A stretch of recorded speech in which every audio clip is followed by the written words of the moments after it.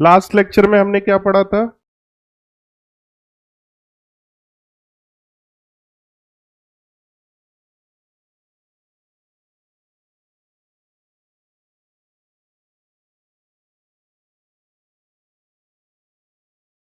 Homework को दिया था।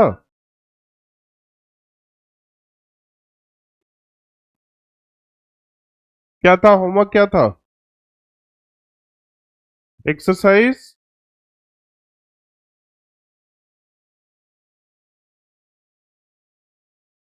अब इधर इधर वाले बच्चे नहीं आएगा यहाँ पे? कोई नहीं बैठा है? चलो बेटा कंटिन्यू करते हैं, एक बार चीजों को समराइज कर लेते हैं, क्योंकि आज जो टॉपिक पढ़ने वाले हैं उसमें प्रीवियस कॉन्सेप्ट का यूज होने वाला है। तो लास्ट लेक्चर में हमने देखा था, हाँ, बिहेवियर देखा था, और एक्सेप्शन देखा था, और डिफरेंट। एक बार फिर से चीजों को समझो बेटा। तो अपनी अभी अपना जो टॉपिक चल रहा है, this is the electronic configuration. Electronic configuration हर किसी को आ गया है, ठीक है? तो अपने को क्या है, वो सीरीज याद होना चाहिए।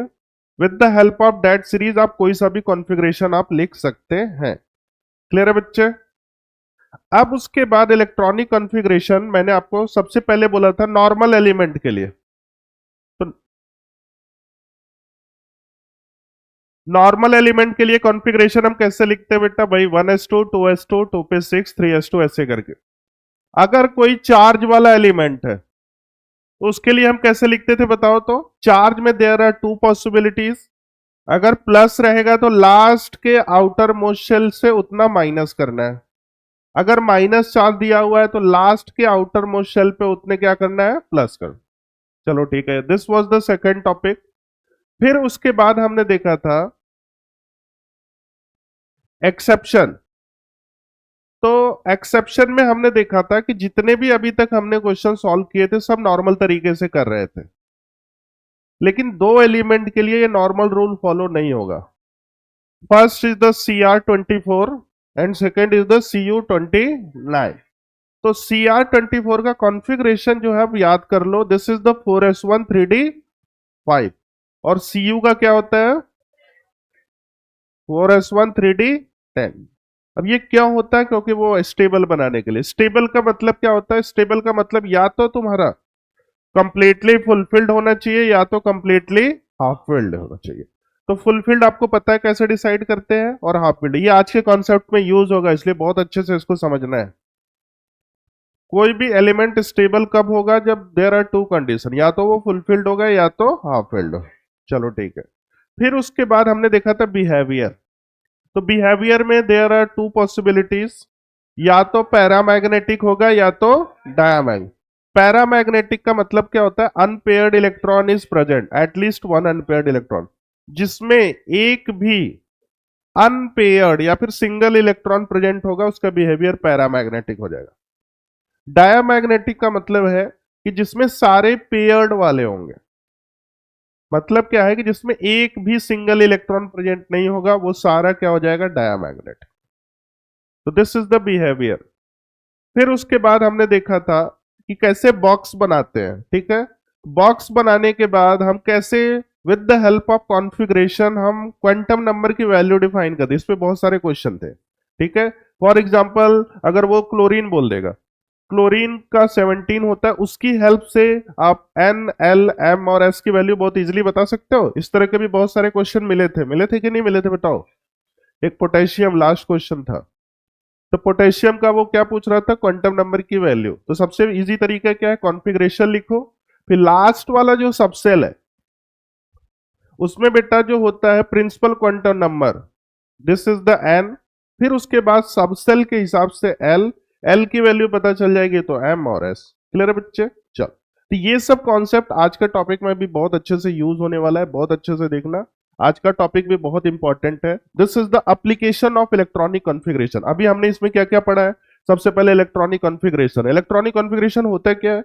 बेसिकली ये क्या करता है? अरेंजमेंट ऑफ इलेक्ट्रॉन्स के बारे में कंप्लीट इंफॉर्मेशन बताता है। क्लियर है?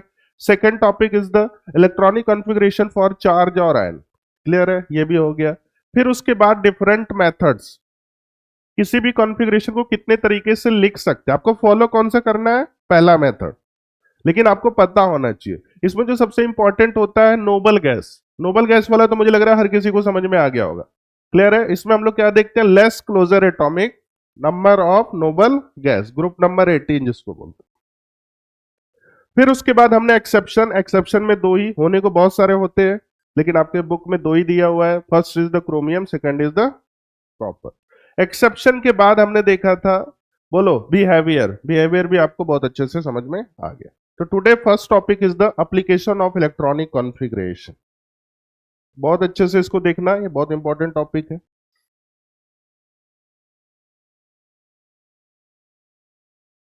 Application of electronic configuration.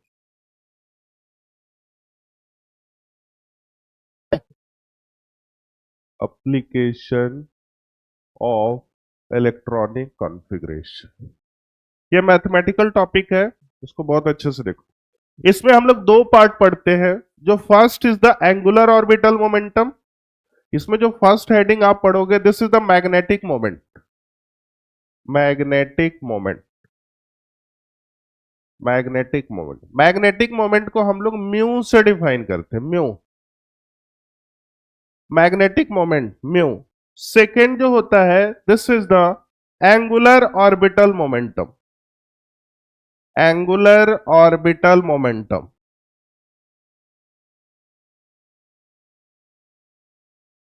इसको हम लोग AOM बोलते हैं। तो there are two terms. First is the magnetic moment, जिसको हम लोग म्यू से डिफाइन करते हैं। Second is the angular orbital momentum, जिसको हम लोग AOM से डिफाइन करते हैं। क्लियर है बच्चा? ये दो टर्म्स इस टॉपिक में पढ़ना है, एप्लीकेशन ऑफ इलेक्ट्रॉनिक कॉन्फ़िगरेशन। तो ये दोनों टर्म्स को हम देखते हैं। तो first heading is the magnetic moment, इसको लिख लो बेटा, लिख लिया आप लोगों ने? तो first heading is the magnetic moment.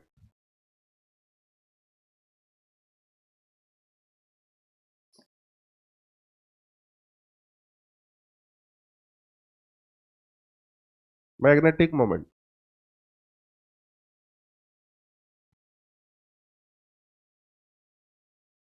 First heading is the magnetic moment.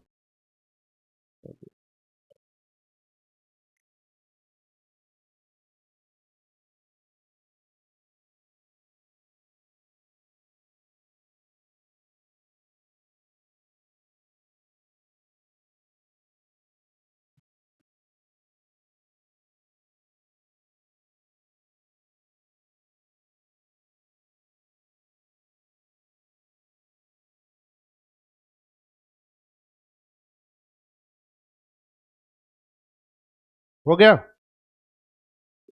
चलो, first heading is the magnetic moment. बहुत ध्यान से देखना बेटा, पहले समझना है फिर उसके बाद।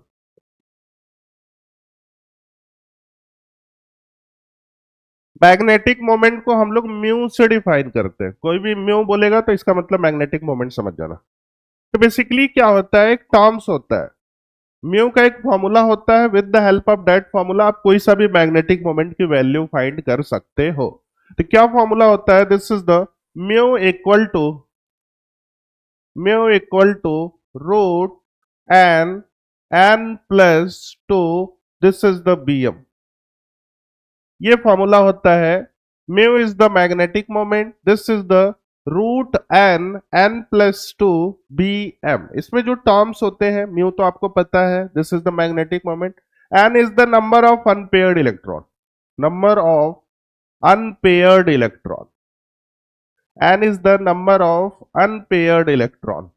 मतलब जितने अनपेयर्ड इलेक्ट्रॉन होंगे वो एन की वैल्यू होगी। अब इसमें जो BM, अभी मॉड्यूल मत देखो, बस इसको देखते रहो, मॉड्यूल घर पे जाकर देखो।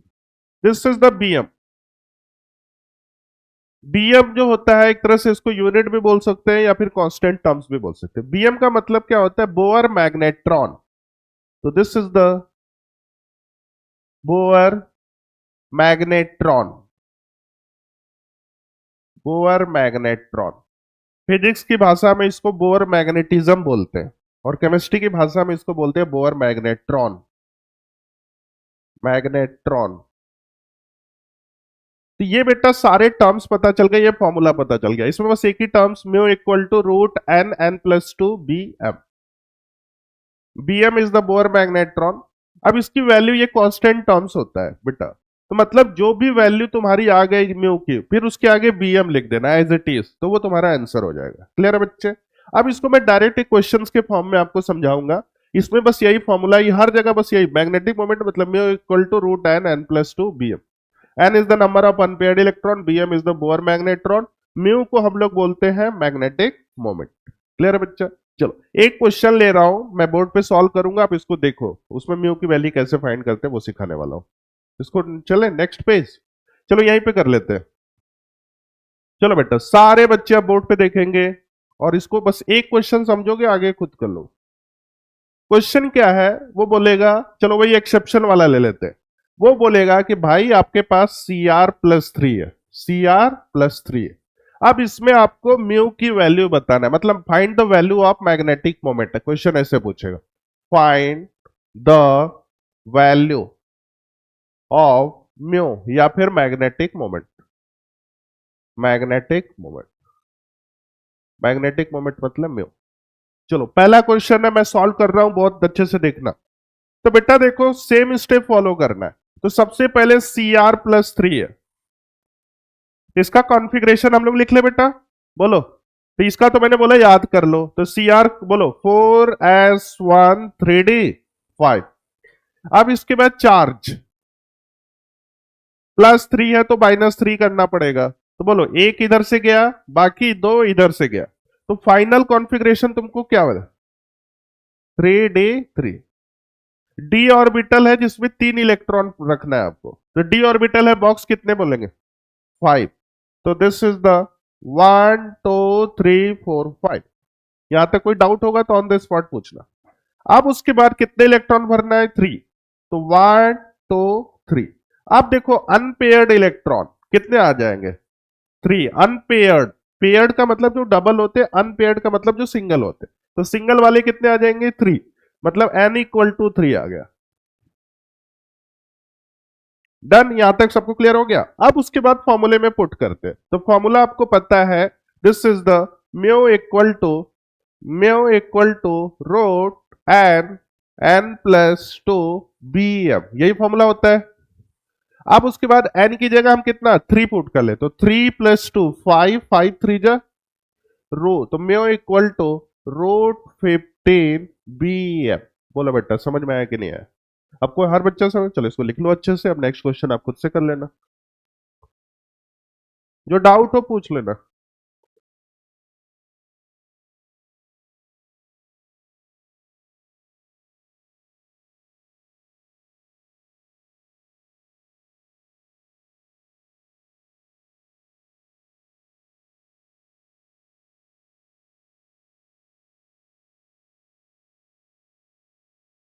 सी आर प्लस थ्री गिवन है, इसमें वैल्यू ऑफ मैग्नेटिक मोमेंट पूछ रहा है, म्यू की वैल्यू पूछ रहा है। तो सबसे पहले अनपेयर्ड इलेक्ट्रॉन फाइंड कर दो, फिर उसके बाद आप म्यू की वैल्यू फाइंड कर दो।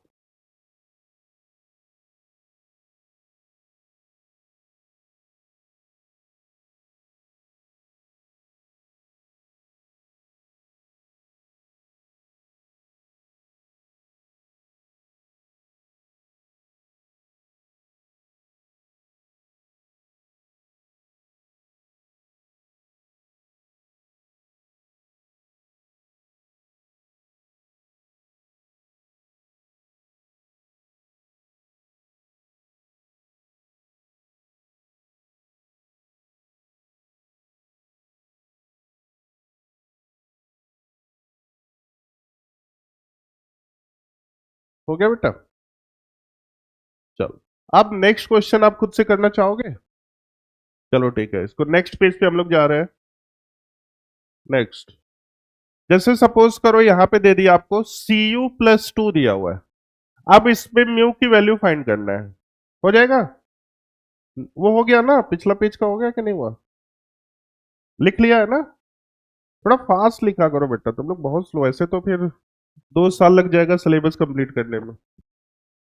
हम्म, नहीं लिख पाई? चलो जिसका नहीं हुआ है वो लिखता रहे, बाकी तुम लोग Cu+2 के लिए करो।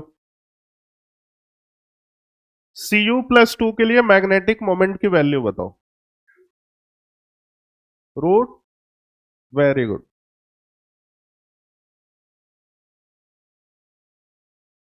चलो बेटा, जिसका नहीं हुआ एक बार फिर से सीखने की कोशिश करें। तो बेटा देखो, Cu+2 है, तो सबसे पहले इसका कॉन्फ़िगरेशन, तो Cu मतलब 29, इसका कॉन्फ़िगरेशन मेरे को साथ में बोलो, 4s1 3d10। तो देखो, एक इधर से जाएगा और एक इधर से, तो final configuration 3d9। D orbital है, बॉक्सेस कितने बनेंगे? 1 2 3 4 5। अब 1 2 3 4 5 6 7 8 9, तो n इक्वल टू 1 आ गया। अब उसके बाद फॉर्मूला, फॉर्मूला हर किसी को पता है, mu equal to root n+2 bm। अब n की जगह 1, तो 2 1 3, 3 रूट 3 bm। रूट 3 की वैल्यू कितनी होती है बेटा?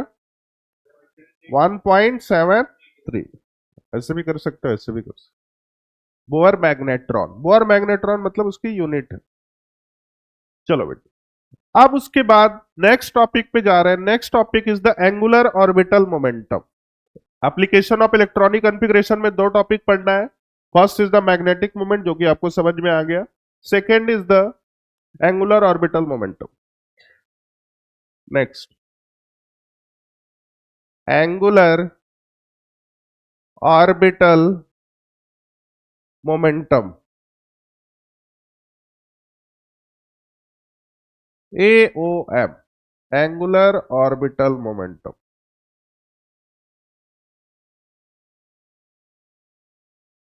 अब बेटा देखो, तो सबसे पहले angular orbital momentum, it's value, it's value, सबसे पहला पॉइंट लिखिए, इट्स वैल्यू डिपेंड्स, या angular orbital momentum value depend on L. L is the, बोलो बेटा, azimuthal quantum number.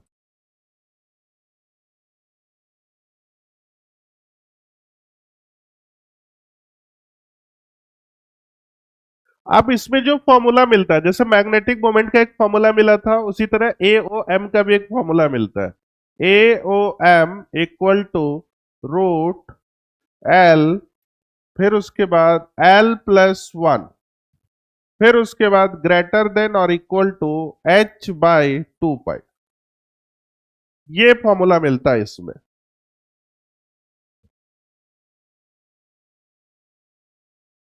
AOM equal to root L, L+1 greater than और equal to h/2π। इसमें जो terms होते हैं पता है, L इज द, बोलो, azimuthal quantum number, azimuthal quantum number. अच्छा बताओ बेटा, L की वैल्यू 0 रहेगी तो कौन सा ऑर्बिटल हो जाएगा? वेरी गुड, क्योंकि यहाँ पे यूज होने वाला है, एक बार मैं समराइज कर देता हूं। तो L इक्वल टू 0 मतलब हो गया तुम्हारा S ऑर्बिटल।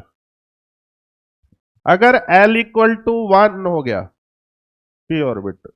ये बिल्कुल पता होना चाहिए, यहाँ पे यूज होगा। L इक्वल टू 1 मतलब P ऑर्बिटल। फिर L इक्वल टू 2 मतलब D, फिर L इक्वल टू 3 मतलब, चलो ठीक है, तो यहां पे तुमको L पता चल गया। L के बाद बच रहा H। H इज द, बोलो, प्लैंक कांस्टेंट, ये फिजिक्स का टर्म्स है। इसकी वैल्यू 6.67 इंटू 10⁻⁻34। बाकी 2 पाई पता है, पाई इज द 3.14। चलो बेटा, ये देखो, अभी हमने फॉर्मूले को समराइज किया। ये फॉर्मूला आपको पता चल गया, angular orbital momentum equal to root L, L+1 h/2π। अब इसको कैसे क्वेश्चंस के फॉर्म में वो पूछेंगे, वो मैं आपको बताने वाला हूं। अब देखो, बच्चों को ये देख के डर जाते हैं, ये तो चलो ठीक है, आप सॉल्व कर लोगे, लेकिन बेटा इसको मैथमेटिकली सॉल्व नहीं करना है, इसको एज इट इज, इसको ऐसे ही लिख देना है। मतलब जो भी इसकी वैल्यू आएगी फिर उसके साथ साथ इनटू ये वाला h/2 पाई। अब बच्चे देखो एक और चीज आपको बता रहा हूं, कोई स्टैंडर्ड बुक पढ़ोगे, कोई फॉरेन राइटर के बुक पढ़ोगे ना, तो इस वाले टर्म्स को, ये जो h/2 पाई है, इसको कहीं कहीं ऐसे भी देते हैं, तो इसका मतलब तुम वही समझ लेना, h फिर उसको ऐसे कर देते हैं। कोई स्टैंडर्ड बुक पढ़ोगे, एटकिंस पढ़ोगे फॉरेन राइटर की, तो उसमें इस वाले टर्म्स को इन्होंने अगर ऐसे भी लिख दिया तो इसका मतलब ये समझ जाना h/2 पाई है। तो इसको बहुत अच्छे से लिख लो तुम लोग, ये बहुत इंपॉर्टेंट टर्म्स है। h के बाद h को ऐसे बनाओ, फिर इसको ऐसे कर लो। हाँ बेटा क्या पूछ रहे थे? l+1 ग्रेटर देन और इक्वल टू, ये सिंबल है, तो h/2 पाई लिखो, या तो h और फिर ऐसे लिख दो, तब भी बात एक ही है। ठीक है, h/2 पाई, क्योंकि आप लोग बहुत सारे बुक सॉल्व करोगे तो किसी किसी बुक में इस वाले टर्म्स को ऐसे देगा, तो इससे आप कंफ्यूज मत होना, इसका मतलब भी वही है h/2 पाई। अब बेटा देखो मैं इस पे क्वेश्चंस मैं खुद से कराऊंगा, फिर आप नेक्स्ट क्वेश्चन आप खुद से करना। तो बेटा फॉर्मूला एक ही है, angular orbital momentum l+1 greater than और इक्वल टू h/2 पाई। और l आपको पता है, अगर l=0 रहेगा तो ऑर्बिटल s हो जाता है, l=1 रहेगा तो p d, ऐसे करें। चलो अब देखो क्वेश्चन कैसे आते हैं वो मैं आपको समझाने वाला हूं। नेक्स्ट पेज पे चला जाए। चलो पहला क्वेश्चन मैं सॉल्व कर रहा हूं, फिर बाकी आप कर लेना। क्वेश्चन है find find AOM, angular orbital momentum in 2s 2p 3d and 4f orbital 4f orbital 4f orbital. Question पहले सब लोग अच्छे से लिख लो। क्वेश्चन क्या पूछ रहा है? फाइंड एंगुलर ऑर्बिटल मोमेंटम इन 2s orbital, 2p orbital, 3d orbital, 4f orbital. Question अच्छे से लिखो। अब उसके बाद देखो पहला पार्ट मैं बताऊंगा, बाकी सारा पार्ट आप खुद से कर लो। देयर आर 4 पॉसिबिलिटी, मतलब इसके पास 4 क्वेश्चन ही पूछ सकते हैं, इसके अलावा कोई क्वेश्चन बन ही नहीं सकता। वो सारी चीजें क्वेश्चन सॉल्व करेंगे तो समझ जाएगा। चलो बेटा क्वेश्चन लिख लिया आप लोगों ने। चलो अब इधर देखो, पहला क्वेश्चन मैं सॉल्व कर रहा हूं, मेरा 2s के लिए फाइंड कर रहा हूं। 2s के लिए AOM की वैल्यू फाइंड करना है, तो सबसे पहला स्टेप है मेरा formula, AOM equal to root, बोलो बेटा, l+1, this is the h/2। यही फॉर्मूला होता था। अब नहीं होता है, बात वही है। डन। अब देखो बेटा s ऑर्बिटल है, तो s ऑर्बिटल के लिए l=, कितना हो जाएगा? 0। मतलब ये सारा टर्म्स क्या हो जाएगा? 0। तो आंसर क्या आ जाएगा? 0। आंसर क्या आ जाएगा? तो AOM=0। अभी लिखना नहीं है, यहां पे एक नई चीज आपको सीखने वाले हो, बस चीजों को, कॉन्सेप्ट को समझो। ये तो समझ में आ गया ना कैसे किया? अच्छा एक बात बताओ बेटा, अगर मैं 2s की जगह अगर मैं 3s लिख दूं, बस ऐसा ही बताना माइंड में, अगर 2s की जगह अगर मेरा 3s हो जाता तो आंसर कुछ चेंज होता है कि यही रहेगा? यही रहता है कि नहीं? चलो ठीक है, अगर मैं बोलूं 4s हो जाए तो आंसर वही रहेगा कि चेंज हो जाएगा? मतलब क्या है कि चाहे तुम्हारा, चाहे 3 लिखो, चाहे 4 लिखो, चाहे 5 लिखो, बस वो क्या देखते हैं? Orbital. It does not depend on orbits. Orbits में चाहे 2, 3, 4 कुछ भी लिखो, किस पे मैटर करता है, किस पे डिपेंड करेगा? ऑर्बिटल्स पे। तो एस ऑर्बिटल के लिए कोई सा भी क्वेश्चन पूछेगा हमेशा आंसर क्या आएगा? 0 आएगा कि नहीं आएगा? चलो ठीक है, तो इसको पहले लिखो अच्छे से, पहला पार्ट। तो 2s है, तो s ऑर्बिटल मतलब l=0, सारे टर्म्स 0 आ गया।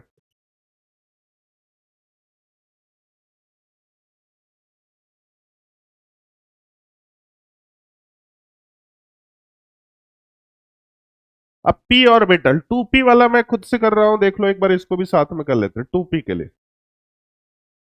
तो फॉर्मूला पता है, AOM=√l+1 ग्रेटर देन और इक्वल टू h/2। अब देखो p ऑर्बिटल है, मतलब l=1।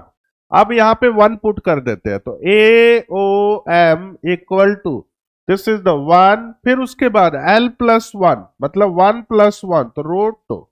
अब इसको हम लोग क्या लिख ले, H/2π। तो अब ये क्या होगा, √2 H/2π। बोलो बेटा, देखो आ गया कि नहीं आया।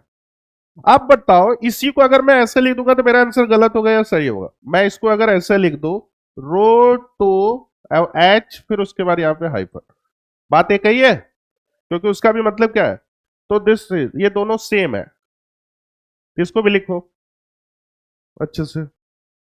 अच्छा एक बात बताओ, 2p की जगह अगर मैं 3p लिखता तो आंसर सेम होता कि अलग होता? सेम। मतलब ये हमेशा किस पर डिपेंड करेगा, ऑर्बिटल पे।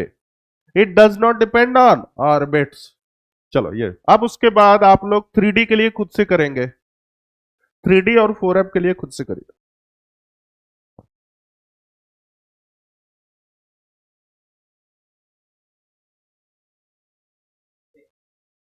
नहीं, वो मल्टीप्लाई मतलब ग्रेटर देन और इक्वल टू होता है, मतलब ये इसकी वैल्यू जो होती है H/2, H को 6.6 करोगे तो इसको पूरा सॉल्व करोगे तब इसकी वैल्यू क्या होगी, मतलब हमेशा इसकी ग्रेटर होगी, ये इस टर्म्स में। कितना आ रहा है इसके लिए, तो L इक्वल टू कितना हो जाएगा, टू, डी ऑर्बिटल है, तो क्या हो जाएगा, √L AOM इक्वल टू कितना हो जाएगा बेटा, तो 2 3 √6 H/2π। बोलो, डन। अब उसी तरह ये वाला 4f के लिए बताइए, √12 H/2π। तो बेटा देखो, बस यहाँ पे चार ही आंसर, या तो वो s ऑर्बिटल के रिस्पेक्ट में पूछ सकता है, या तो p ऑर्बिटल के, या d या f। तो देयर आर 4 पॉसिबिलिटीज। समझ में आ गया? चलो वो वाला भी लिख लो एक बार 4f के लिए। 4f ऑर्बिटल है, मतलब L इक्वल टू 3, यहाँ पे 3 पुट करो, 4 और √12, तो दिस इज द √12 H/2π। बहुत सारे क्वेश्चन आपके मॉड्यूल में है AOM पे। अब बेटा इसमें जो सबसे नई चीज सीखे हो कि इसकी वैल्यू ऑर्बिट्स पर डिपेंड नहीं करती, हमेशा किस पर डिपेंड करेगी, ऑर्बिटल। तो नोट डाल के एक पॉइंट लिखो, इसको लिख लिया ना। नेक्स्ट, इसी में नोट डाल के एक पॉइंट लिखे तो लिखो, angular orbital momentum AOM, angular orbital momentum value depends on orbital, does not depend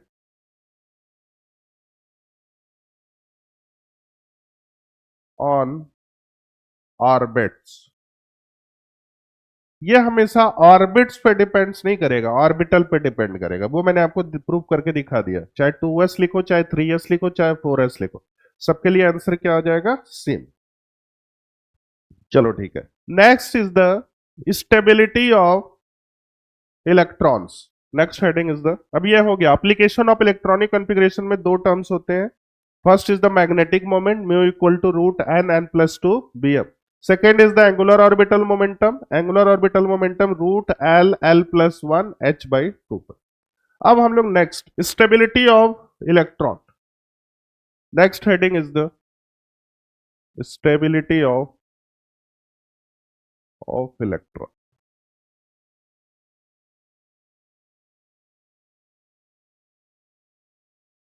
stability of electron में दो केसेस होता है। तो first is the case number 1 या पार्ट नंबर 1। तो this is the case 1। Case 1 क्या होता है, फुलफिल्ड और हाफ फिल्ड। स्टेबिलिटी किसकी हेल्प से बता रहे हैं हम लोग, या तो वो फुलफिल्ड, ये तो हम लोग पढ़ चुके हैं लेकिन फिर से लिख लेते हैं, फुलफिल्ड या तो हाफ फिल्ड। पहला केस क्या होता है, फुलफिल्ड एंड हाफ फिल्ड। किसी भी एलिमेंट का स्टेबिलिटी किसकी हेल्प से बता सकते हो, या तो वो फुलफिल्ड हो या तो हाफ फिल्ड हो। चलो ठीक है, तो इसके लिए एग्जांपल केस नंबर 1, ये सारी चीजें लेकिन हम लोग फिर से लिख दे रहे हैं यहाँ पे क्योंकि मेन टॉपिक यहाँ पे है। तो बेटा जैसे मैं बोलूं कि अपने को क्या है, 1s2 है और उसके बाद क्या है, 1s1 है, ठीक है।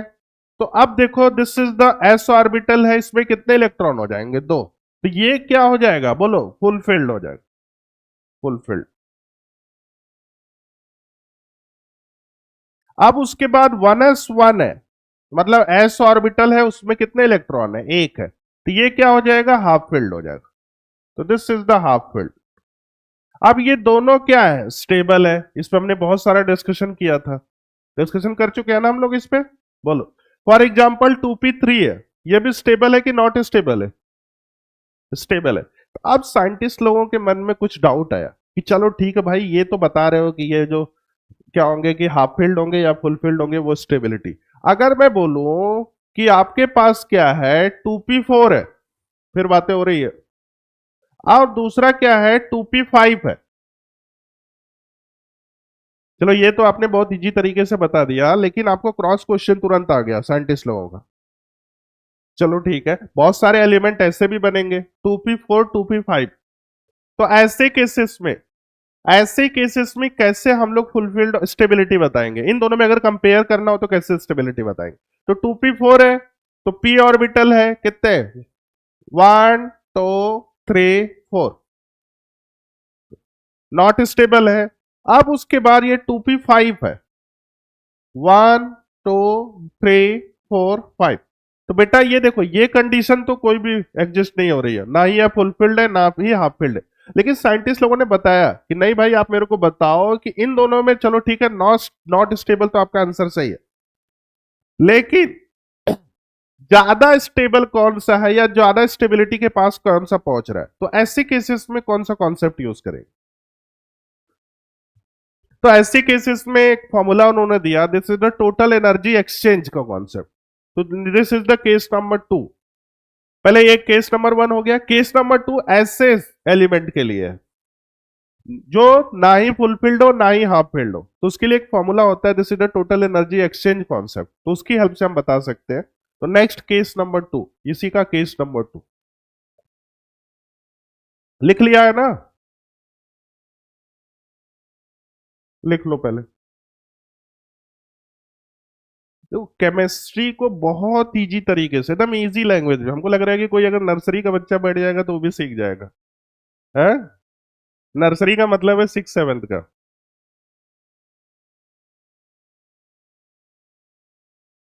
ये सारी चीजें कब आती है? जब तुम बहुत सारे बुक पढ़ लोगे तो अपने आप ऐसा बन जाओगे। बोलो, कुछ लग रहा है कि केमिस्ट्री में कोई हार्ड चीजें चल रही है, कोई न्यूमेरिकल चल रहा है? किसको हार्ड लग रहा है? जिसको हार्ड लग रहा है फिर वो गलत जगह आ गया, उसको फिर वो ड्राइंग लेके पढ़ना चाहिए। ये ड्राइंग से भी तो इजी है। हमको लग रहा है ड्राइंग इससे हार्ड होता है ना? होता है ना? अभी कॉलेज में जाओ, लेकिन तुम लोग तो वो नीट वाला है ना, बीटेक वालों को फर्स्ट ईयर में पढ़ना पड़ता है। ईडी एक सब्जेक्ट होता है, इंजीनियरिंग ड्राइंग। अब तू लोग जैसे जाएगा ना, तो फर्स्ट ईयर फाउंडेशन कोर्स होता है मेडिकल में भी, तो ये 11 12 की चीजें फिर से वहां पे पढ़ोगे। तो अभी अगर आप अच्छे से पढ़ लोगे तो फर्स्ट ईयर में तुम एंजॉय करोगे बस। यही सेम चीजें वहां कॉलेज में पढ़नी पड़ती है। समझ रहे हो ना? अभी से सारी चीजें एकदम अच्छे से पढ़ के जाओ, कि पहले साल एकदम जाके बस सोना है ना।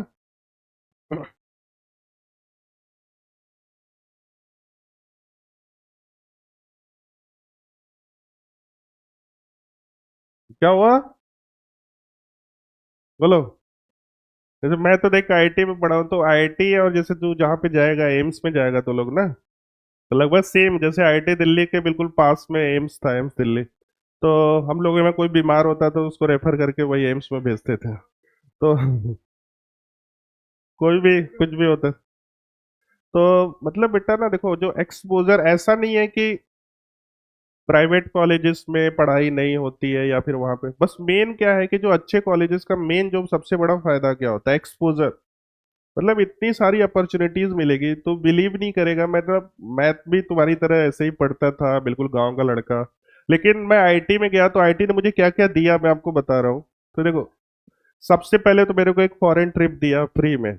मतलब ये तुमको भी मिलेगा, अगर मतलब जैसे तुम अच्छे कॉलेज में जाओगे तो वहां पे क्या होता है कि मेडिकल में भी सेम चीजें होती है, ऐसा नहीं है। तो क्योंकि सारा गवर्नमेंट फंडेड होता है, तो प्रोफेसर को वो रहता है कि बाहर भेज दो रिसर्च के लिए, कुछ ऐसा हो, तो वो तुम लोगों में 1-2 साल बाद होता होगा, लेकिन हमारे यहाँ तो स्टार्टिंग से ही हो जाता।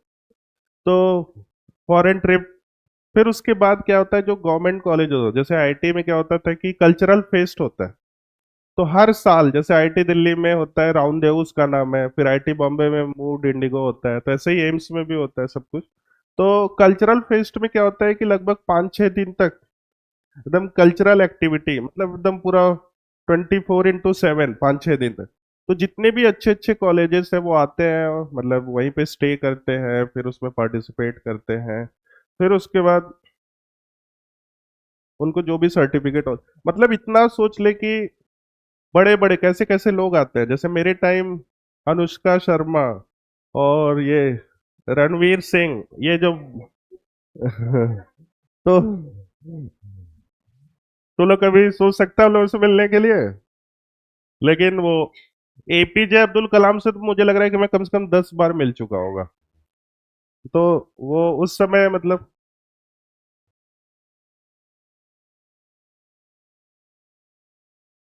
तो वो कुछ भी होता था तो आईआईटी में आ जाते थे, कोई भी रिसर्च होता था या कुछ भी सेमिनार के लिए।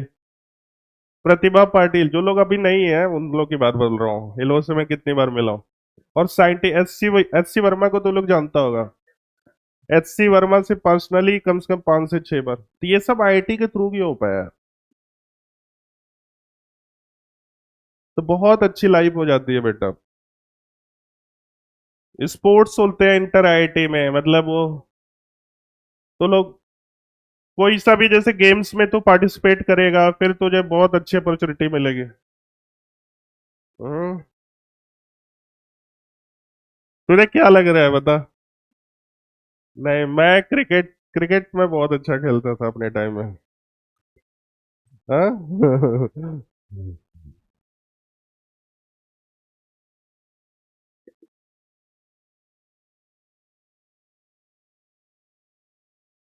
चलो आवाज आए। चलो इधर, अब सारे बच्चे इधर देखो। Case number 2। केस नंबर 2 किसके लिए होगा, जो ना ही फुलफिल्ड हो ना ही हाफ फिल्ड। तो मैंने एक एग्जाम्पल भी लिया था, एग्जाम्पल क्या था बोलो, 2P4, और दूसरा क्या था, 2P5। अब ये देखो बेटा, ये दोनों ना ही फुलफिल्ड है ना ही हाफ फिल्ड है। अब इस दोनों में कंपेयर करना है कि किसका स्टेबिलिटी ज्यादा है। तो उसके लिए कॉन्सेप्ट आया था, this is the total energy exchange concept. Total energy exchange concept इसको बोलते हैं, टोटल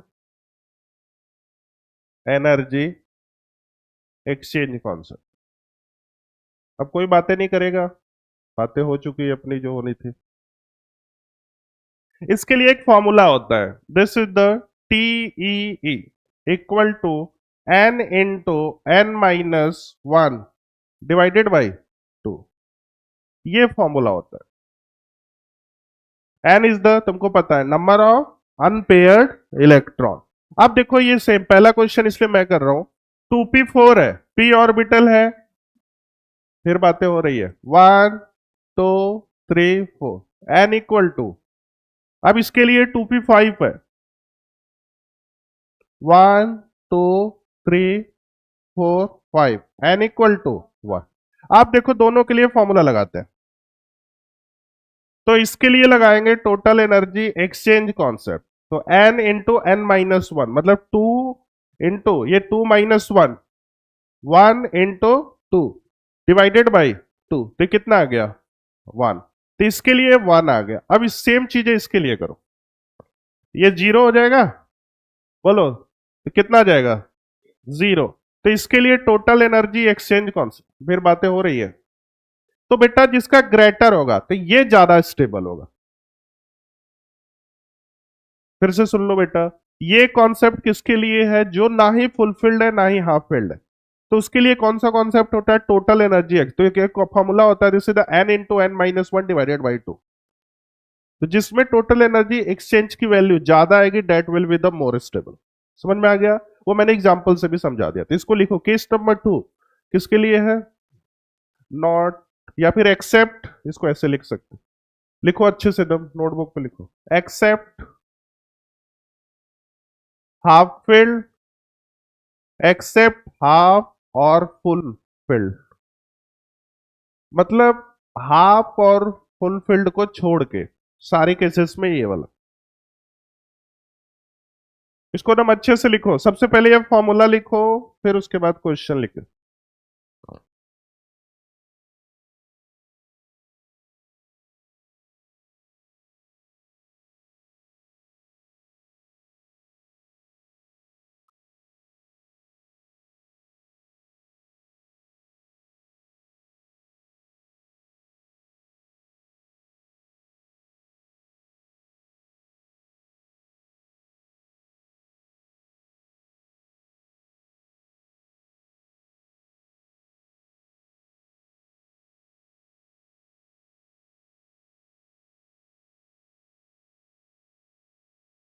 हो गया बेटा?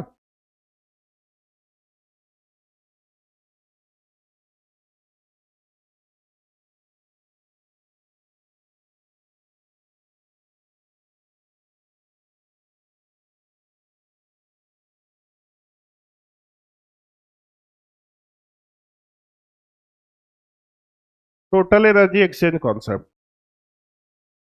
इसको एक बार वेरीफाई करते हैं, इसमें कुछ नई चीजें अपन देखते हैं, रिसर्च करते हैं हम लोग, देखते हैं सक्सेस हो पाते हैं कि नहीं। केस नंबर 1 के लिए भी यही फॉर्मूला एक बार लगा के देखते हैं। टोटल, इसको लिख लिया बेटा आप लोगों ने? जिसका हो गया है वो केस नंबर 1 के लिए जो दो एग्जांपल लिया है, दोनों में टोटल एनर्जी एक्सचेंज की वैल्यू बताओ। चलो, एक तो 2s1 2s2 था, एक 1s1 था, कुछ ऐसा था। दोनों केसेस में आप क्या करो, टोटल एनर्जी एक्सचेंज की वैल्यू बताओ मुझे।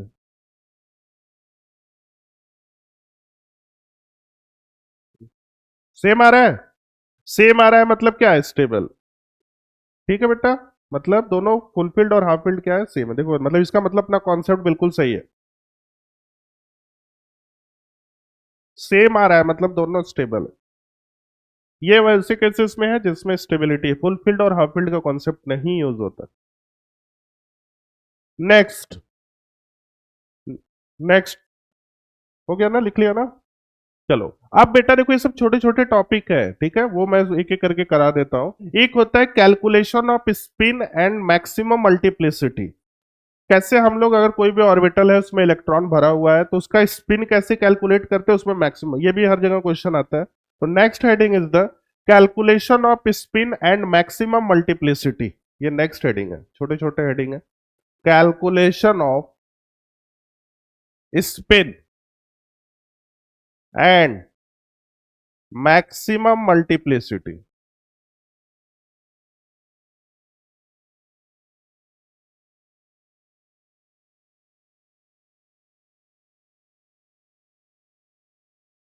तो दो टर्म्स हैं, एक तो स्पिन कैसे कैलकुलेट करेंगे, वो स्पिन का मतलब होता है इलेक्ट्रॉन। किसी भी बॉक्स में अगर इलेक्ट्रॉन भरा हुआ है तो उसकी वैल्यू कैसे कैलकुलेट करते हैं, दिस इज द स्पिन।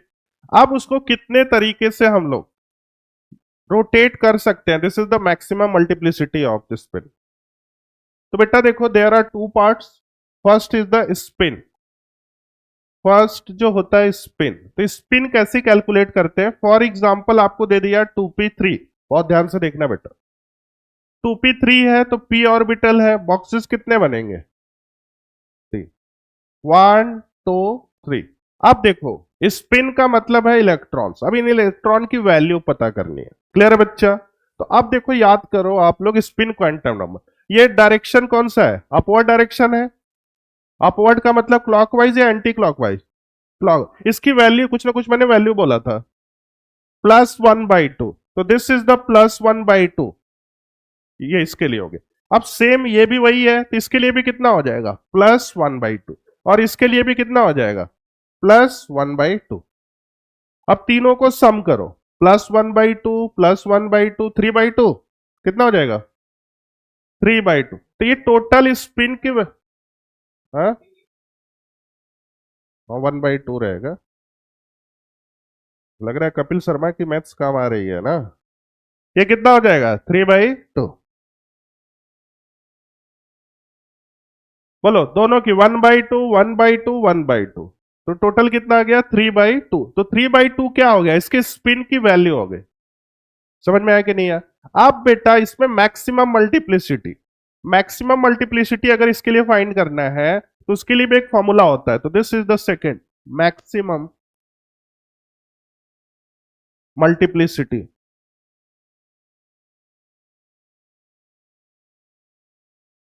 देखो ये क्या होता है, 2 मॉड ऑफ एस प्लस 1, ये मैक्सिमम मल्टीप्लिसिटी फाइंड करने का फॉर्मूला है। 2 mod of S plus 1, S is the spin, total spin, total spin. इसको लिखिए पहले, फिर मैं अच्छे से सबको समझा रहा हूं। स्पिन कैसे कैलकुलेट करते हैं उसकी वैल्यू रख दो। अब उसके बाद maximum multiplicity 2 mod of S है, मॉड का मतलब उसमें साइन कन्वेंशन नहीं लेते, और प्लस 1। अगर सपोज करो 3/2 किसी स्पिन की वैल्यू आई है, तो टोटल मैक्सिमम मल्टीप्लिसिटी कितना हो जाएगा, तो इंटू 3/2 प्लस 1 कितने हो जाएंगे 4। Very good. यहां पे अगर हम ये सेम वैल्यू के लिए अगर हम लोग फाइंड करें, तो 2 इंटू 3/2 प्लस 1, तो टोटल कितना, maximum multiplicity is the 4, spin is the 3/2। इसको लिखो, एक दो एग्जांपल से और समझा दूंगा। ये फॉर्मूला बहुत इंपॉर्टेंट है। मैक्सिमम मल्टीप्लिसिटी का मतलब 2 mod of S plus 1, spin का मतलब वो डायरेक्शन के हिसाब से, +1/2 -1/2 डाउनवर्ड के लिए। तो this is the spin, this is the maximum multiplicity. 2p4 है, इसके लिए आप दोनों वैल्यू फाइंड खुद से करिए, तो 2p4 जिसका हो गया है, 2p4 के लिए स्पिन की वैल्यू कितनी होगी, मैक्सिमम मल्टीप्लिसिटी की कितनी वैल्यू होती है, मैक्सिमम मल्टीप्लिसिटी का एक फॉर्मूला होता है, this is the 2 mod of S. S का मतलब होता है स्पिन क्वांटम नंबर की जो वैल्यू आई है, तो दिस इज द 3/2 आई थी, तो ये देखो 2 इंटू 3/2 प्लस 1। मॉड का मतलब कोई भी चीज है ना, जैसे -1/2 है, उसको मॉड में करोगे तो दिस इज द 2, मतलब वो इसका साइन कन्वेंशन रिमूव हो जाता है। ठीक है, इसको लिख लो। अब जैसे 2p4 है, इसके लिए फाइंड करिए आप लोग, लिख लिया इसको, लिख लो जल्दी से। जिसका हो गया 2p4 के लिए स्पिन की वैल्यू कितनी होगी, मैक्सिमम मल्टीप्लिसिटी की वैल्यू कितनी होगी।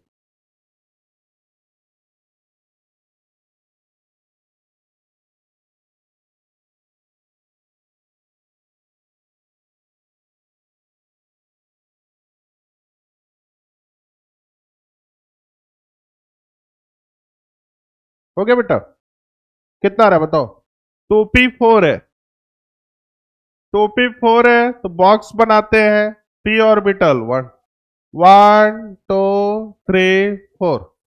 तो देखो बेटा, +1/2, फिर -1/2, +1/2, +1/2, कितना आ जाएगा बताओ, 1 आ गया। चलो, दिस इज द 1। अब उसके बाद second, this is the spin. अब उसके बाद सेकेंड मैक्सिमम मल्टीप्लिसिटी,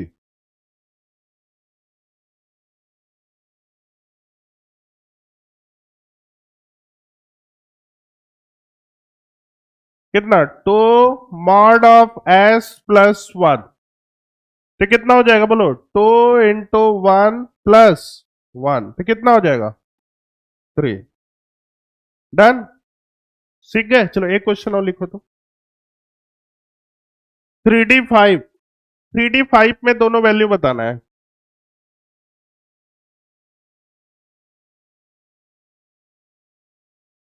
3D5 में आपको स्पिन की वैल्यू बतानी है और maximum multiplicity.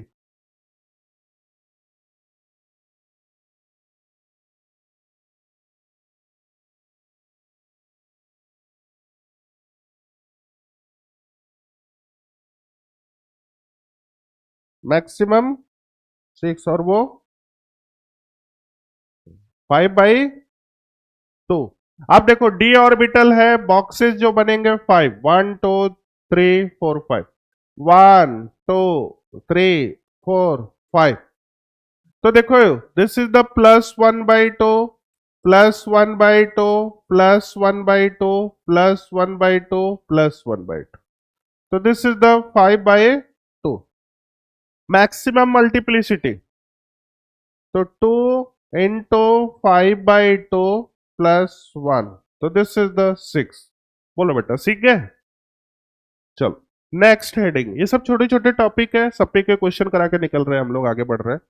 Next is the node. Node भी बहुत इंपॉर्टेंट टॉपिक है, उसको भी देख लेते हैं। लिख लिया बेटा।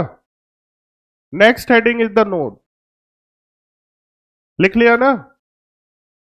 Node NOD।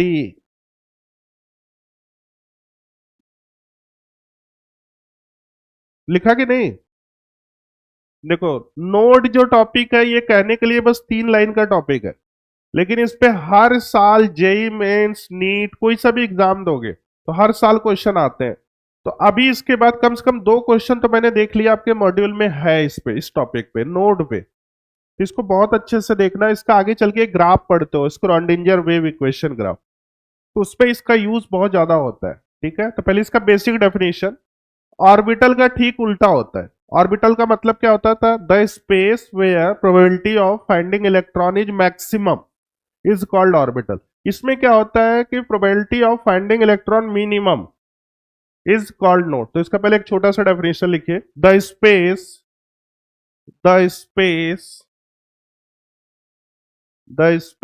Where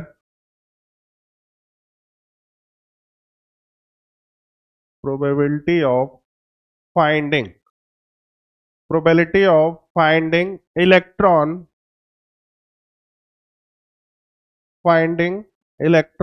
is minimum. The space where probability of finding electron is minimum is called node. उसको बोलते हैं node. There are 3 types of node. There are 3 type of node. There are 3 type of node. जो पहला होता है angular node. First is the angular node. बहुत easy topic है, इस पे देखना क्वेश्चन, अभी 2 क्वेश्चन तो मैं बनवाऊंगा। Second is the radial node. Angular node, radial node. Radial को किसी किसी बुक में स्फेरिकल नोड भी बोलते हैं। रेडियल नोड या किसी किसी बुक में इसका नाम होता है स्फेरिकल नोड। एंड जो लास्ट होता है this is the total node. Total node. तो there are 3 types of node. First angular node, radial node, total node. आप देखो बेटा इसको मैथमेटिकली कैसे डिफाइन करते हैं वो बहुत ध्यान से। एंगुलर नोड का मतलब होता है एल। एंगुलर नोड का मतलब होता है एल। रेडियल नोड का मतलब होता है n-1। Radial node, this is the n-1। Total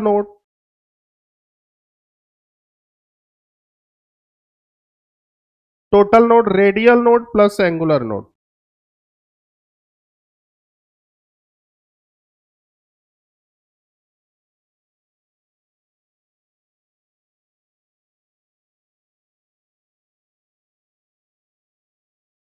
angular node का मतलब क्या होता है? एल। और रेडियल नोड मतलब n-1। और टोटल नोड एंगुलर प्लस। चलो बेटा आप देखो क्वेश्चन करते हैं, या फिर किसी किसी बुक में इसको ना ऐसे भी लिखते हैं, ये भी लिख लो n-l-1 भी, ये दोनों लिख लो, पता चल जाएगा तेरे को। ये भी किसी में लिखते हैं n-l, l is the azimuthal, n is the. और टोटल नोड तो इन दोनों को सम करोगे तो वो आ जाएगा। लिख लिया? अब देखो डायरेक्ट क्वेश्चन, पहले 1-2 क्वेश्चन मैं अपने हिसाब से करा देता हूं उसको। नोड होता क्या है? The space where probability of finding electron is maximum, minimum. There are three types of node, angular node L, radial node N minus L minus one, और total node N minus one. चलो देखो question, वो suppose करो बोलेगा 2p orbital है, 2p orbital है, इसमें total node, radial node, angular. तो देखो पहला देखो, सारे बच्चे बोर्ड पे देखो, एंगुलर नोड मतलब an, एंगुलर नोड का मतलब क्या होता है बेटा l। तो देखो p ऑर्बिटल है मतलब l इक्वल टू कितना हो जाएगा, इतना टाइम लग रहा है 1। s ऑर्बिटल के लिए 0 होता है, p ऑर्बिटल के लिए 1। अब नेक्स्ट रेडियल नोड, या फिर इसको क्या बोलते हैं स्फेरिकल। तो n minus L minus one, तो n का मतलब ये होता है कितना, पहले फॉर्मूला लिख लेते हैं, n minus L minus one. तो n की वैल्यू कितनी हो जाएगी बताओ, 2 minus L is the 1 minus 1, कितना आ गया 0। Total node, total node 1। अच्छा एक बात बताओ, इसको देखो एक फॉर्मूला मैं खुद से बना लूं, टोटल नोड मतलब इसको अपन ऐसे भी लिख सकते हैं क्या, n माइनस वन, n की वैल्यू कितनी है, तो minus one equal to one. मतलब इसको या तो अगर दोनों को सम कर दो तब भी आ जाएगा, या तो n माइनस वन करोगे तब भी आ जाएगा कि नहीं आ जाएगा बोलो। चलो इसको लिखिए, फिर मैं आपको मॉड्यूल का क्वेश्चन करवा देता हूं। Angular node, radial node, total node.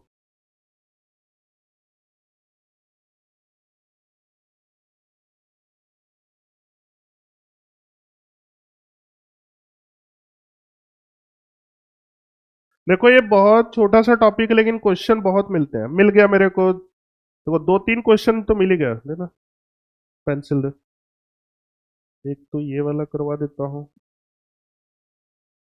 हो गया बेटा। चलो एक क्वेश्चन और लिख कर खुद से ट्राई करो तो, 2s में तीनों नोड बताना है, 3p में तीनों नोड बताना है, एंगुलर, रेडियल, टोटल, और 4f में हो जाएगा बेटा। लिखा कि नहीं पिछला वाला स्लाइड, हाँ नहीं लिखे, जिसका हो गया नेक्स्ट क्वेश्चन वो जो मैंने दिया था सब में नोड फाइंड करो।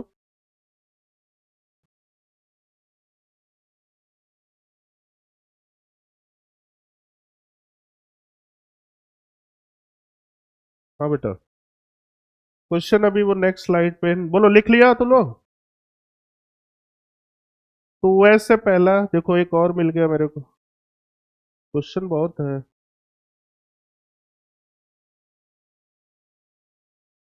Total number of orbital present in quantum number,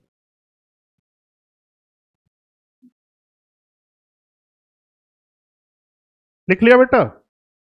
देखो जिसका हो गया ये क्वेश्चन ट्राई करें, तीनों नोड बताना है।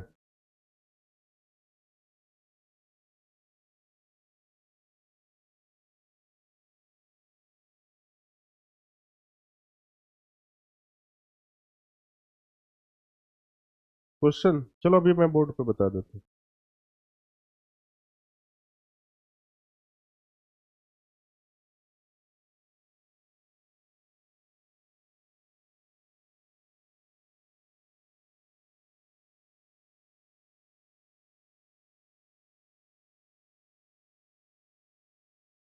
चलो बेटा, ये कितने लोगों का हो गया, 2s 2p और ये वाला 3p 4f, हो गया। जिसका नहीं हुआ देखो बेटा, क्योंकि आपके इसके बाद मैं एक मॉड्यूल का क्वेश्चन कराऊंगा इस टॉपिक वाला। चलो एक बार फिर से देखो, पहला जो होता है एंगुलर नोड, तो जो एंगुलर नोड होता है ये एल के बराबर होता है, तो एस ऑर्बिटल है मतलब L equal to zero, angular node की वैल्यू कितनी आ गई 0। अब second is the radial node, तो रेडियल नोड के लिए फॉर्मूला बोलो एन माइनस, तो n की वैल्यू कितनी हो जाएगी 2 माइनस 0 माइनस 1, कितना आ गया 1। अब third is the total node, total node n minus one करके पहले देखते हैं, तो this is the 2 minus one, तो कितना आ गया 1। या तो इन दोनों को सम करो, 1 प्लस 0 मतलब 1, समझ में आया कि नहीं आया। अब सेम चीजें इधर करते हैं, तो n-1, ये देखो एंगुलर नोड, एंगुलर नोड मतलब क्या है, L इक्वल टू 1। फिर रेडियल नोड n-L-1, तो 3-1 कितना आ गया, टोटल नोड 3-1 2, तो कितने हो जाएंगे देखो, इधर भी अगर इन दोनों को सम करोगे तब भी 2 आएगा, फॉर्मूले से भी 2 आ गया। समझ में आया बेटा? जो डाउट है पूछो पहले, नहीं आया समझ में लग रहा है, फिर से देख लो इस क्वेश्चन को फिर। एंगुलर नोड एल के पी ऑर्बिटल है, मतलब एल इक्वल टू 1 हो जाएगा। रेडियल नोड का फॉर्मूला होता है n-L-1, तो n 3 हो गया, एल की वैल्यू 1 हो गई, -1 तो ये 1 आ गया। टोटल नोड n-1 होता है, तो n इज द 3-1 2 हो गया। कुछ पूछना है? बोलो बोलो बोलो।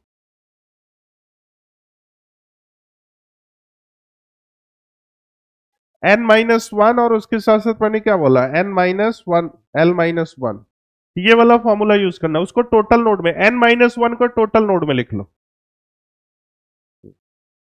टोटल नोड में n-1 को लिख लो, उसको n-L1। चलो इसके लिए बताइए, f ऑर्बिटल है, s के लिए 0 होती है, p के लिए 1, d के लिए 2, f के लिए 3। अब बोलो रेडियल नोड क्या हो जाएगा, n-L-1, तो 4 - f 3-1 कितना आ गया, 0। Total node, this is the 4-3 कितना आ जाएगा, n-4-1 होगा ना, कितना आ गया बेटा, 3। बोलो समझ में आया कि नहीं आया? अब डायरेक्ट आ जाते हैं मॉड्यूल के क्वेश्चन पे। मॉड्यूल का क्वेश्चन आप लोग सारे बच्चे page number 37, question number 6, page number 37,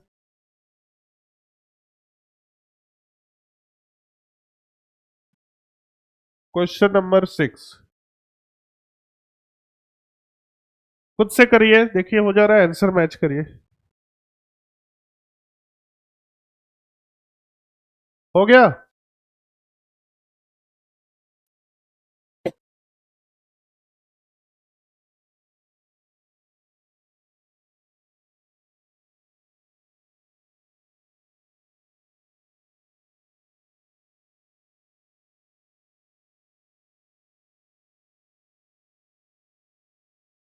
बोलो आ गया आंसर मैच, नहीं आ रहा है क्या? कुछ और पूछा है क्या? नोडल प्लेन को दिखाओ तो, क्वेश्चन को लगा हुआ नोड वाला। The number of radial node and nodal plane for N orbital where n equal to 4 है, l इक्वल टू 1 है। नोडल प्लेन का मतलब हो गया कि ये एंगुलर नोड L,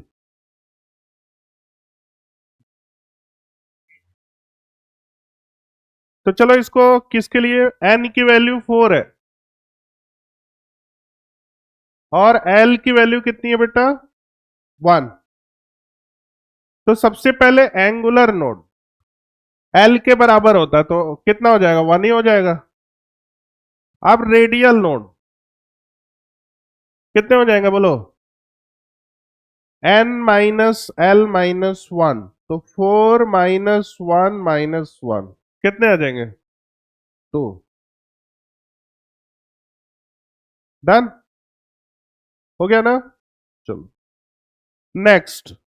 अब देखो बेटा, हमने बहुत सारे इलेक्ट्रॉन्स को भरना सीखा है, तो इसमें क्या होते हैं, कुछ रूल्स होते हैं। आपको देखो सारा थ्योरी हमने पढ़ लिया, लेकिन कौन थ्योरी किसने बोला था ये हमें पढ़ने वाले हैं। तो next heading is the rules to filling of electrons, rules for filling of electrons. देखो सारा चीज पता है, लेकिन आपको यहाँ पे सिंक्रोनाइज करना है कि कौन सा किसने बात बोला है।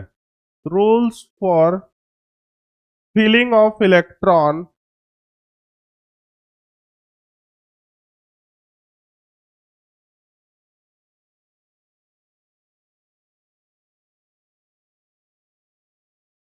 of electron. So there are three rules.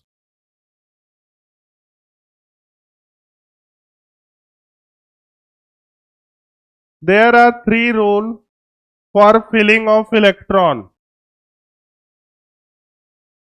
For filling of electron. फिर बातें हो रही है.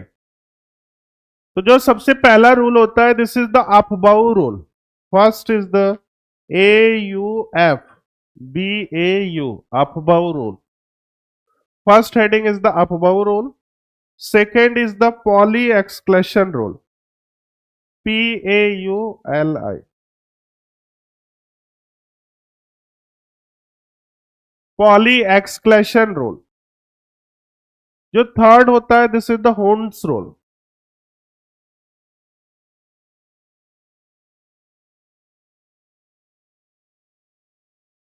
तो there are three rules. First is the aufbau rule, Pauli exclusion rule, Hund's rule. अब ये लोगों ने क्या क्या, साइंटिस्ट लोगों ने बोला था फिलिंग ऑफ इलेक्ट्रॉन्स के लिए या फिर सीरीज के लिए, वो हम एक एक करके देखने. ये सारी चीजें आपको पता है, बस आपको सिंक्रोनाइज करना है कि कौन बात किसने बोला था. बोलो बेटा. हम्म. Aufbau Pauli exclusion rule. Exclusion exclusion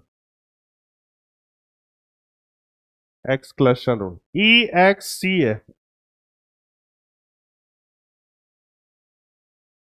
exclusion rule.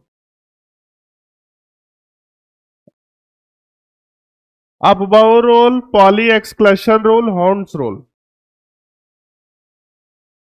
सबसे first heading is the aufbau rule. Aufbau ने क्या बोला था वो देख लो. लिख लिया. Aufbau rule, Pauli exclusion rule, exclusion, हॉर्न्स rule.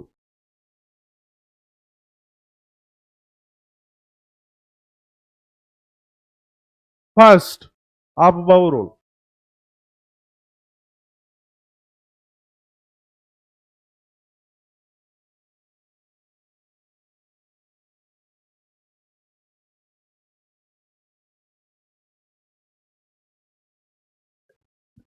Aufbau rule.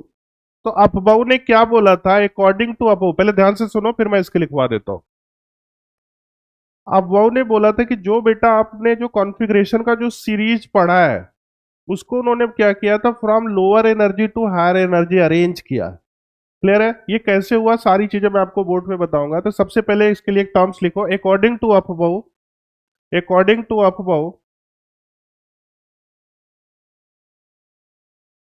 According to aufbau, AUF BAU, according to Aufbau rule, electron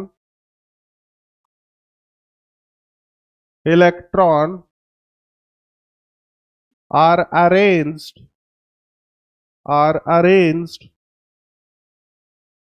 electron are arranged from lower energy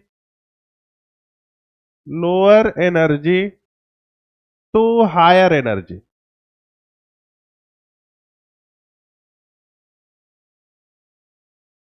According to Aufbau, electron are arranged from lower energy to higher energy. अब ये कैसे क्या हुआ वो मैं आपको यहाँ पे बोर्ड पे समझाने वाला हूं.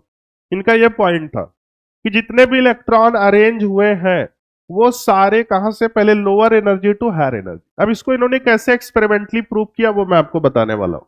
तो from lower energy to higher energy, arranged from lower energy to higher, ये फ्रॉम लिख लेना, arranged from lower energy to higher energy. हो गया. अब सारे बच्चे बोर्ड पे देखो. तो इलेक्ट्रॉन का सीरीज हर किसी को याद है. क्या सीरीज था बेटा, बोलो. 1s2, 2s2, two p six, three s two, three p six, four s two, 3D, up to so on लिख दे ऐसे करके। बस अपने को चेक करना है कि सीरीज कैसे। अब ध्यान से देखो बेटा कैसे उन्होंने चेक किया था। तो एनर्जी के लिए आपको एक ही कॉन्सेप्ट बताया गया, this is the N plus L rule. तो एन प्लस एल के हिसाब से तुम किसी भी एनर्जी को बता सकते हो। तो देखते हैं इसमें एन प्लस एल लगाते हैं इस सीरीज में। तो इसके लिए अगर एन प्लस एल लगाओगे तो 1 + 0, इसके लिए कितना आ जाएगा? एन प्लस एल की वैल्यू 1 आएगा कि नहीं? चलो चेक कर लो। इसके लिए 1s2 के लिए एन प्लस एल की वैल्यू कितनी आ जाएगी? 1 + s ऑर्बिटल मतलब एल की वैल्यू 0। आप इसी तरह इसके लिए एन प्लस एल लगाओ, 2 + 0 कितना आ जाएगा? 2। आप इसी तरह इसके लिए लगाओ, 2p ऑर्बिटल है मतलब 1, तो दिस इज द 3। अब इसके लिए लगाओ, अरे 3 + 0 है 3। अब उसके बाद इसके लिए लगाओ 4। चलो ठीक है, अब इसको मैं वेरीफाई करता हूं। देखो लोअर n + l 1 आ गया, 2 आ गया। अब यहां पे सेम चीजें आ गई। अब मैंने लिखवाया था अगर सेम चीजें आती हैं तो प्रायोरिटी हमेशा किसको देते हैं? बोलो, जिसका n के वैल्यू ग्रेटर होगा। तो ग्रेटर कौन सा? लोअर एनर्जी टू हायर, मतलब इसका क्या होगा? एनर्जी ज्यादा हो जाएगा कि नहीं हो जाएगा? बोलो बोलो। फिर उसी तरह 4। अब इसके बाद इसके लिए भी कितना आ जाएगा? 4 आ जाएगा। लेकिन इन दोनों में अगर आपको प्रायोरिटी देखना है तो 4s2 का होगा या 3p6 का होगा? 4 क्यों? क्योंकि वैल्यू ऑफ एन ग्रेटर। तो इसके लिए भी कितना आ गया? 4। तो उनका कहने का मतलब है कि जो भी तुम इलेक्ट्रॉनिक कॉन्फ़िगरेशन का जो सीरीज को अरेंज किए हो, this is from lower energy to higher energy. वो यहां पे प्रूफ हो गया? हो गया कि नहीं हो गया? बोलो। चलो तो इसको लिख लो। ये अफबाऊ ने यही बात बोला है, बस और कुछ नहीं। According to aufbau, electron are arranged from lower energy to higher energy. 1s2, 2s2, 2p6, 3s2, 3p6 ऐसे करके सबका चेक करोगे तो हमेशा बढ़ता जाएगा।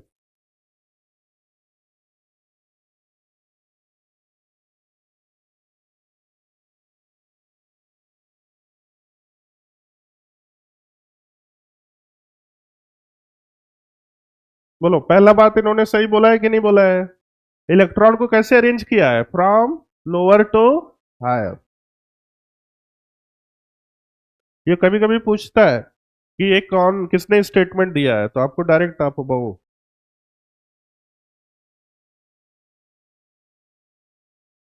Second, poly escalation. अफबाऊ ने बस ये बात बोला है, एक एक लाइन का है। Next heading is the poly exclusion rule. देख लिया बेटा आप लोगों ने इसको? देख लिया? Next, poly. पॉली ने क्या बोला है अब यहां पे देखते हैं। Pauli exclusion, exclusion rule, exclusion rule. अब देखो पॉली ने क्या बोला है कि जैसे ये कोई भी क्या है, बॉक्स है, बॉक्स को हम लोग क्या बोलते हैं? ऑर्बिटल। तो उन्होंने ये बोला था कि एक बॉक्स में मैक्सिमम तुम 2 इलेक्ट्रॉन ही भर सकते हो। ये तो पहले से पता है ना, लेकिन ये नहीं पता था कि किसने बोला है। तो ये किसने बोला था? पॉली ने। लेकिन इसमें कंडीशन होती है कि हमेशा अपोजिट स्पिन होना चाहिए। ऐसा नहीं कि तुम ये एक बॉक्स से 2 इलेक्ट्रॉन भरने का मतलब दोनों ऐसे कर दो। तो हमेशा क्या होना चाहिए? अपोजिट। तो लिखो, इसमें एक स्टेटमेंट लिखो, according to Pauli, according to Pauli, according to Pauli, we can accommodate maximum, according to Pauli, we can accommodate मतलब रख सकते हैं, we can accommodate maximum, maximum 2 electron, 2 electron in one, in one orbital,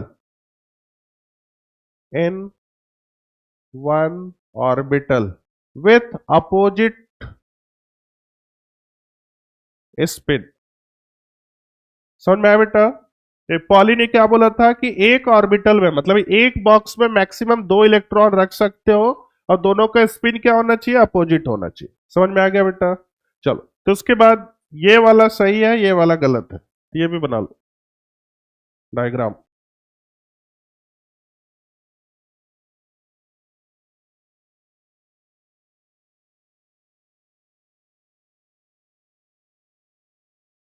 poly ने क्या बोला है बोलो? एक ऑर्बिटल में मैक्सिमम कितने इलेक्ट्रॉन भर सकते हो? दो। अब आ जाओ हर्ट्ज रूल।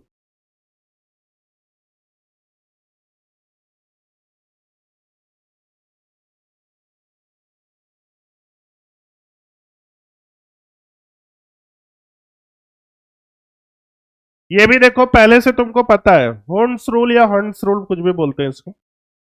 ध्यान से सुनो। जैसे कोई भी, अगर फॉर एग्जांपल अपने को 2p4 है, ध्यान से देखो फिर लिखवा दूंगा। 2p4 ऑर्बिटल है, अब इसमें इलेक्ट्रॉन भरना है, तो p ऑर्बिटल है मतलब बॉक्सेस कितने भरेंगे बेटा? अब इलेक्ट्रॉन देखो ध्यान से, सारे बच्चे इधर देखो। तो 4 इलेक्ट्रॉन भरना है, 1 2 3 4। ये सही तरीका है? ये गलत तरीका है। तो अपने को इलेक्ट्रॉन कैसे भरना है? 1 by 1। ठीक है, 1, फिर उसके बाद 2, फिर उसके बाद 3, दिस इज द 4। तो ये तरीका बिल्कुल सही है। ये किसने बोला था? हंट्स ने। लिखो इसमें, according to Hund's, according to Hund's filling of electron, according to Hunt's filling of electron in filling of electrons in any orbitals, according to Hunt's filling of electrons in any orbital is 1 by 1। according to Hunt's filling of electrons in any orbitals is 1 by 1। 1 by 1 का मतलब क्या है? एक एक करके भरना है, is 1 by 1। अब एग्जाम्पल में इसको लिख लो, तुम लोग को समझ में आ जाएगा। जिससे 2p4 है, तो ये तरीका गलत हो गया, ये वाला तरीका सही है।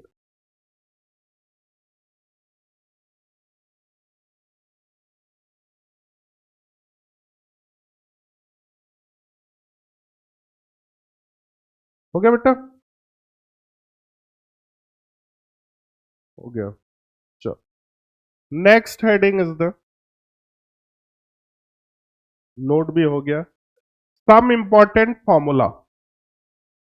इसको हम लोग नेक्स्ट लेक्चर में करेंगे। अभी एक दो क्वेश्चन करा देता हूं, ठीक है, जिससे आपका मॉड्यूल का, देखो क्वेश्चन पे हमेशा काम करना है। तो एक बार चीजों को समराइज कर लेते हैं, ध्यान से सुन लो। आज का जो सबसे पहला टॉपिक था, this is the application of electronic configuration. तो एप्लीकेशन ऑफ इलेक्ट्रॉनिक कॉन्फ़िगरेशन में दो फॉर्मूले थे। पहला क्या था? मैग्नेटिक, मेरे साथ बोलते रहोगे, magnetic moment. Second is the angular orbital momentum. तो मैग्नेटिक मोमेंट मतलब म्यू, म्यू का फॉर्मूला क्या? फॉर्मूला था, तुम लोग बोलो। Mu equal to root N N plus two B M. N is the number of unpaired, B M is the Bohr magnetron. तो number of unpaired electron box बनाओ, उसमें से जितने अनपेयर्ड है, दिस इज द एन। समझ में आ गया बेटा? Second is the angular orbital momentum.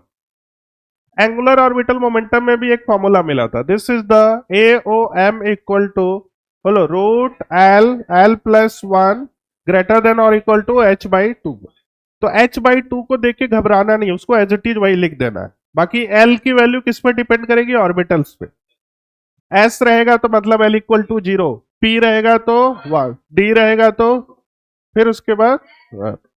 चलो, अब उसके बाद नेक्स्ट टॉपिक जो हमने किया था, दिस इज क्या था? स्टेबिलिटी। ध्यान से सुनो, स्टेबिलिटी देखो, एक हम बहुत पहले से करते आ रहे हैं। स्टेबल होने के लिए या तो कंप्लीटली फुलफिल्ड होना चाहिए या तो हाफ फिल्ड होना। फिर उसके बाद क्या है कि अगर स्टेबिलिटी वाला, अगर फुलफिल्ड और हाफ फिल्ड को छोड़ के अगर आपको स्टेबिलिटी पता करना है, तो उसके लिए एक फॉर्मूला होता है, this is the total energy exchange. तो इसके लिए फॉर्मूला होता है N into N minus 1 divided by 2। तो जिसकी वैल्यू ज्यादा होगी वो ज्यादा स्टेबल होगा। क्लियर है बच्चे? चल, नेक्स्ट टॉपिक क्या था? हाँ, हाँ, स्पिन और मैक्सिमम मल्टीप्लिसिटी ऑफ स्पिन कैसे काउंट करते हैं। तो बेटा इसमें कुछ नहीं करना है, अगर इसमें डायरेक्शन है, पहले इलेक्ट्रॉन को अरेंज करो बॉक्स में। अगर जो अपवर्ड रहेगा दिस इज द +1/2, डाउनवर्ड रहेगा तो -1/2, +1/2, -1/2।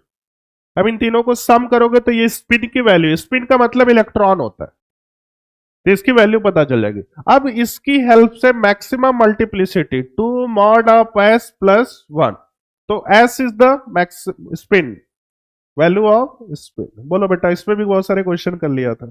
नेक्स्ट हेडिंग क्या था? नोड। नोड क्या होता है? ये एक टूल्स है, आगे चल के जो ग्राफ में पढ़ोगे, ठीक है। तो बेसिकली नोड जो होता है the space where probability of finding electron is minimum. There are 3 types of node: angular node, radial node, total. Angular node को हम लोग एल से डिफाइन करते हैं, रेडियल नोड और टोटल नोड। चलो ठीक। फिर उसके बाद नेक्स्ट टॉपिक क्या था?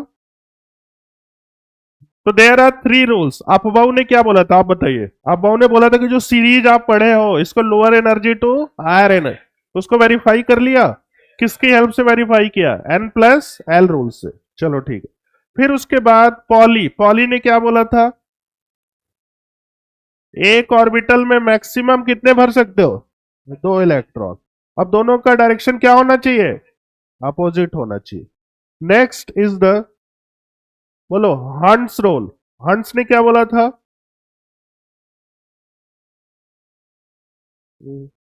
बोलो। चलो ठीक है। उसके बाद, चलो ठीक है, अब एक दो क्वेश्चन मैं आपको कराता हूं जितना हमने आज पढ़ा है।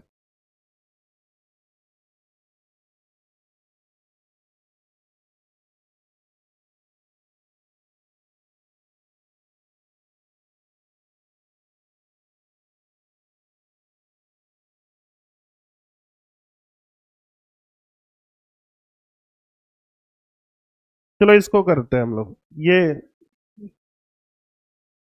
57 हो गया था कुछ, पेज नंबर 36 का, पेज नंबर 36 खोलो।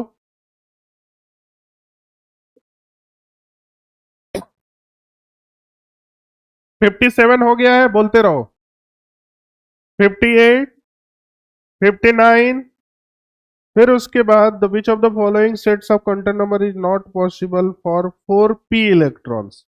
चलो ये इसको हम लोग 4p के लिए, चलो इसको देख लेते हैं। 60, क्वेश्चन नंबर 60 में थोड़ा डिस्कशन करते हैं।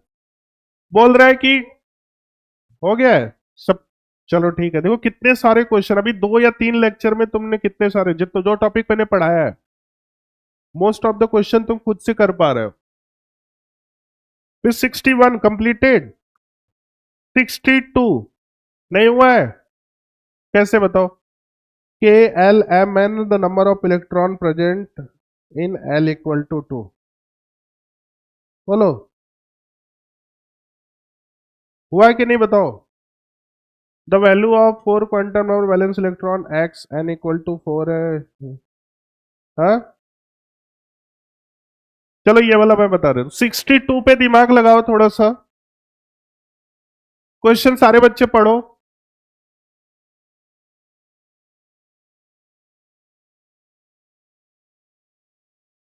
The number of electron present in L equal to 2। हाँ ये देखो इसने ऐसे बोला है, ये न्यूक्लियस है, उसके राउंड इलेक्ट्रॉन्स रिवॉल्व कर रहा है। देखो ये बस थोड़ा सा कॉन्सेप्ट अच्छा रहेगा तो हो जाएगा। अब उसके बाद जो पहला है दिस इज द के एल एम और एन। के पे उन्होंने दे रखा है कि इस पे 2 इलेक्ट्रॉन, यहां पे 2 है, एल पे कितने हैं? 8 है, और एम पे कितने हैं? 11 है, और इस पे कितने हैं? 2 है। अब उसके बाद बोल रहा है एल इक्वल टू 2 पे, तो इसको अपन देखो 2 तरीके से कर सकते हैं। एक तो ये है कि इसके बाद टोटल इलेक्ट्रॉन पहले फाइंड करते, 2 + 8 + 11 + 2, तो टोटल इलेक्ट्रॉन कितने हो जाएंगे? हाँ 23। अब 23 के हिसाब से कॉन्फ़िगरेशन लिखो। कॉन्फ़िगरेशन लिखो 23 के हिसाब से। फिर उसके बाद L की वैल्यू 2 है, तो L इक्वल टू 2 का मतलब ऑर्बिटल कौन सा हो जाएगा? S के लिए 0 होता है, P के लिए D ऑर्बिटल्स वाला। तो D ऑर्बिटल्स पे वो तुमको बताना है नंबर ऑफ इलेक्ट्रॉन, मतलब D ऑर्बिटल का जो पावर होगा उसके हिसाब से। चलो एक बार लिखो 23 के हिसाब से कॉन्फ़िगरेशन इसका लिखो।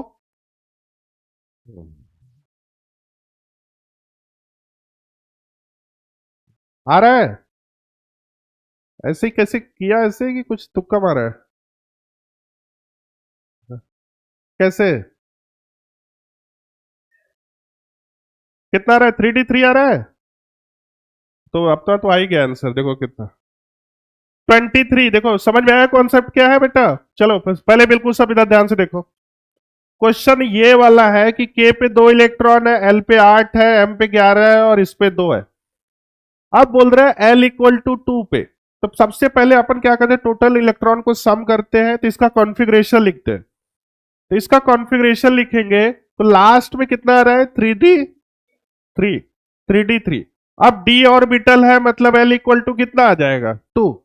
अब बताओ, ये तो एन होता है, ये क्या होता है? Number of electron. तो नंबर ऑफ इलेक्ट्रॉन कितने हो जाएंगे? 3। नहीं आया समझ में? चलो ठीक है, बाकी ये सब करते रहना, ठीक है? घर पे जाके सब ये सब अपना खुद से ट्राई करोगे तो हो जाए। वो अभी मैंने बताया नहीं है, नहीं तो इसलिए मैंने नहीं करा।